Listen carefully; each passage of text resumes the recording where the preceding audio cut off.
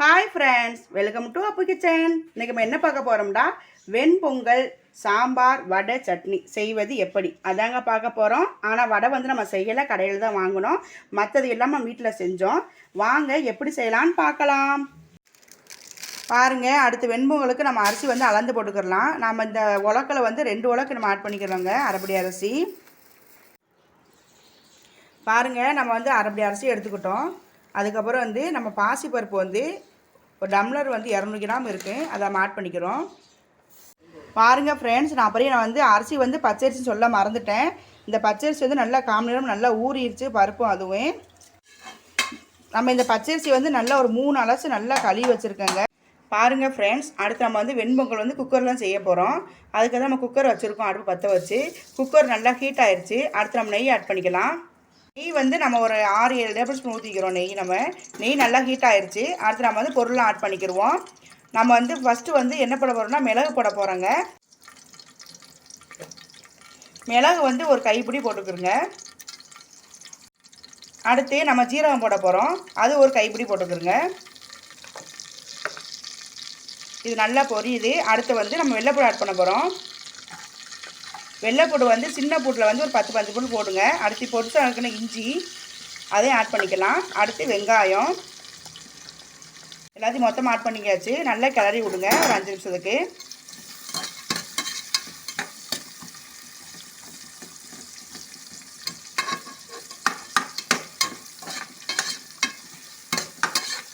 இது நல்லா அந்த நெய்யிலே வதங்கட்டுங்க. பாருங்கள், நல்லா வதங்கிருச்சு. அடுத்து நம்ம தண்ணி ஆட் பண்ணிக்கிடுவோம். நம்ம வந்து அரிசி வந்து அரைப்படி அரிசி எடுத்துக்கிறோங்க. நமக்கு எதில் அரிசி எடுக்கிறோமோ அதில் வந்து தண்ணி நம்ம 2 மடங்கு ஊற்றணுங்க. நம்ம இது வந்து வெண்பொங்கல் வந்து கொஞ்சம் குறைவாக தான் இருக்கணும். அதனால் நீங்கள் தாராளமாக நீங்கள் வந்து 2 மடங்கு ஊற்றலாம். இப்போ நான் அரிசி வந்து 2 உலக்கு எடுத்துக்கிறேன், நான் தண்ணி 4 உலக்கு ஊற்றணுங்க. அடுத்து நம்ம அரிசி ஆட் பண்ணிக்கலாம். நல்லா தண்ணியை வடிச்சு விட்டு ஆட் பண்ணிக்கிறோங்க. ஏன்னா தண்ணி நம்ம கரெக்டாக தான் கலந்துருக்கோம்.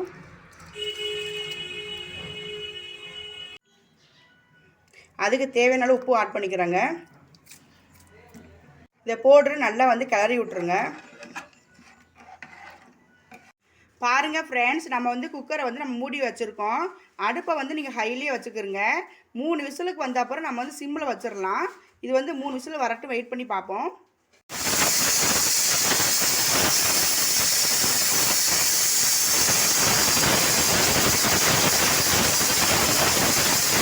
பாருங்கள், 3 விசில் அடிச்சிருச்சு. நம்ம வந்து இப்போ அடுப்பை வந்து சிம்மில் வந்து ஒரு 10 நிமிஷம் வச்சுக்கிறலாங்க.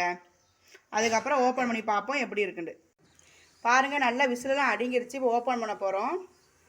பாருங்கள், நம்மளுடைய வெண்பொங்கல் வந்து நல்லா குலைவாக நல்லா பார்க்கவே அழகாக இருக்குது. நம்மளுடைய வெண்பொங்கல் வந்து ரெடி ஆயிடுச்சு. நல்லா நம்ம அடியில் இது நல்லா கிளறி விடுறோம். பாருங்கள் ஃப்ரெண்ட்ஸ், நம்ம வந்து அடுப்பை பற்ற வச்சுக்கிட்டோம். அதில் வந்து ஒரு சட்டி வச்சுக்கிட்டு ஆயில் ஊற்றிருக்கோம். ஒரு ஆயில் வந்து ஒரு 3 டேபிள் ஸ்பூன் ஊற்றிக்கிறேங்க. இந்த ஆயில் நல்லா ஹீட் ஆகட்டும். பாருங்கள், ஆயில் நல்லா ஹீட் ஆகிடுச்சு. அடுத்து நம்ம ஜீரகம் ஆட் பண்ணிக்கிறோம். பாருங்கள், ஜீரகம் நல்லா பொரிஞ்சிருச்சு. நம்ம வந்து முள்ளங்கி, தக்காளி, பச்சை மிளகா, மல்லியெல்லாம் கருவேப்பிலை இது நம்ம எல்லாத்தையும் போட்டு நல்லா வதக்கிறோங்க. வெங்காயம் ஆட் பண்ணிக்கிறோம். இது நல்லா வதங்கட்டுங்க. ஏன் நம்ம முள்ளங்கி வதக்குறோம்னா அதில் பச்சை வாடை போயிருங்க, அதனால் வதக்குறோம் நம்ம. பாருங்கள், நல்லா காய் வதங்கிருச்சு. அடுத்து நம்ம வந்து மஞ்சப்பொடி ஆட் பண்ணிக்கிறோம். அடுத்து நம்ம வந்து மிளகாப்பொடி ஆட் பண்ணிக்கிறோங்க. அது வந்து 1 டேபிள் ஸ்பூன் ஆட் பண்ணிக்கிறோம். அடுத்து நம்ம ஃபைனலாக சாம்பார் பொடி ஆட் பண்ணிக்கிறோம். அது ஒரு 2 டேபிள் ஸ்பூன் இருக்குது. இது எல்லாத்தையும் மொத்தமாக போட்டு நல்லா வதக்குங்க. அடுத்து நம்ம வந்து காய்கறி போட போகிறோங்க. இதில் வந்து கத்தரிக்காய், அவரைக்காய், பீன்ஸு, கேரட்டு இது எல்லாமே ஆட் பண்ணிக்கிறோங்க. நம்ம எல்லாம் சாம்பார் எல்லாமே ஆட் பண்ணிக்கிறோம். இது நல்லா தண்ணியை வடிகட்டி அள்ளி போட்டுக்கிறோங்க.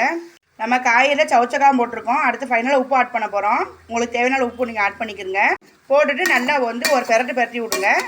அந்த மசாலாவில் காயில் வந்து நல்லா மிஸ் ஆகணுங்க. நம்ம தண்ணி ஆட் பண்ணி வச்சுங்க. நல்லா கிளறி விட்டு இப்போ மூடி வச்சிடலாம். பாருங்கள், மூடி வச்சுட்டோம். இது வந்து 15 நிமிஷம் நல்லா கொதிக்கட்டுங்க. பாருங்கள், நம்ம வந்து பருப்பு வந்து ஒரு 200 கிராம் எடுத்துருக்கோம். அதிலே பெருங்காயம், வெள்ளைப்பூடி எல்லாம் போட்டு ஒரு 3 விசிலுக்கு வேக வச்சு எடுத்து வச்சுருக்கேங்க. பாருங்கள், நல்லா குழம்பு கொதிக்குது. அடுத்து நம்ம வந்து புளி ஊற்றிக்கலாங்க. இது நல்லா ஒரு 5 நிமிஷம் கொதிக்கட்டுங்க. பாருங்கள், அடுத்து நம்ம வந்து ஃபைனலாக பருப்பு ஊற்றுறோங்க. ஊற்றிட்டு நல்லா ஒரு கிளறி விடுங்க. அதுக்கு தேவையான தண்ணி நல்லா ஆட் பண்ணிக்கிட்டோம். ஆட் பண்ணிவிட்டு நல்லா வந்து கிளறி விட்றோம். நம்மளுடைய வெண்பொங்கல் சாம்பார் ரெடியாக இருக்குங்க.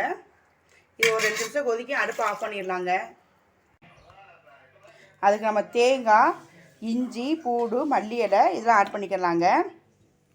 நல்லா தண்ணியில் அலசிட்டு நல்லா தண்ணியை வடிச்சிட்டு ஆட் பண்ணிக்கிறங்க.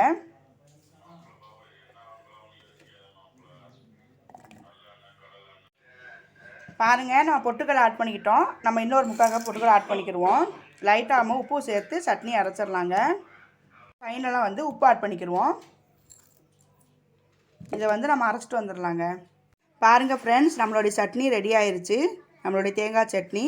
இது வந்து நைஸாக அரைக்கக்கூடாது, கொஞ்சம் குறவரப்பாக தான் அரைக்கணும். அப்போ தான் டேஸ்ட்டு நல்லாயிருக்கு. பாருங்கள் ஃப்ரெண்ட்ஸ், நம்மளுடைய வெண்பொங்கல், சாம்பார், வடை, சட்னி இதெல்லாம் சாப்பிட்டீங்கன்னா அவ்வளோ சூப்பராக இருக்குங்க. வெண்பொங்கல்னு சொன்னாலே சட்னி இல்லாமல் இருக்காது. கண்டிப்பாக வடையும் இருக்குது. அதனால் வந்து கண்டிப்பாக இது நீங்கள் ட்ரை பண்ணி பாருங்கள். இன்றைக்கி வந்து எங்கள் வீட்டில் சண்டே ஸ்பெஷலுங்க. இந்த டிஷ் உங்களுக்கு பிடிச்சிருந்தா லைக் பண்ணுங்கள், ஷேர் பண்ணுங்கள், கமெண்ட் பண்ணுங்கள், சப்ஸ்கிரைப் பண்ணுங்கள், பெல் ஐக்கானை கிளிக் பண்ணுங்கள். தேங்க்ஸ் ஃபார் த வாட்சிங்.